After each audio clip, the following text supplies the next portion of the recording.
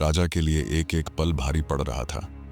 जैसे ही उसे पूरा यकीन हो गया कि मंत्री राज्य की सीमा लांघ चुका है, उसने खुद को बेहतरीन इत्र से महकाया, भारी राजसी पोशाक पहनी और अपने घोड़े पर सवार होकर मंत्री के घर की ओर चल पड़ा।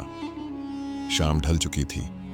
महल से बाहर की सड़कें सुनसान थीं, लेकिन राजा के दिल में हलचल मची थी। जैसे ही वह मंत्री के घर पहुंचा, उसने देखा आंगन में बैठी उसकी पत्नी, जो अभी अभी स्नान करके आई थी, अपने लंबे गीले बालों को धीरे धीरे सुखा रही थी। हल्की हवा उसके भीगे बालों से टकराकर इत्र जैसी सुगंध फैला रही थी।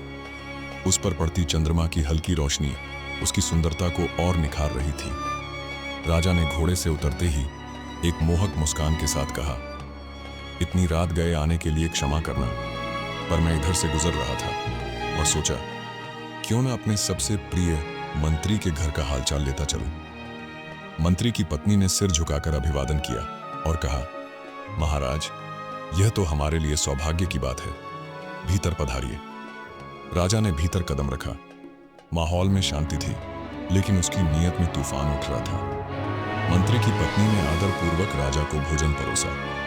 व्यंजनों की सुगंध महक रही थी, लेकिन राजा की नजरें खाने पर नहीं, किसी और पर थीं। कुछ कौर लेने के बाद राजा ने गहरी सांस ली और उसकी ओर देखते हुए कहा, तुम्हारी सुंदरता शब्दों में बयान नहीं की जा सकती।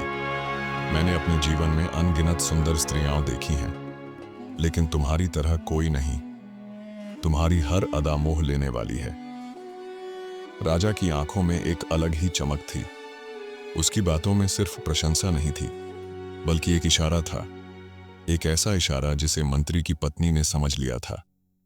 अब सवाल यह था, क्या वह राजा की इच्छाओं का शिकार बनेगी, या फिर यह कहानी एक अलग मोड़ लेगी।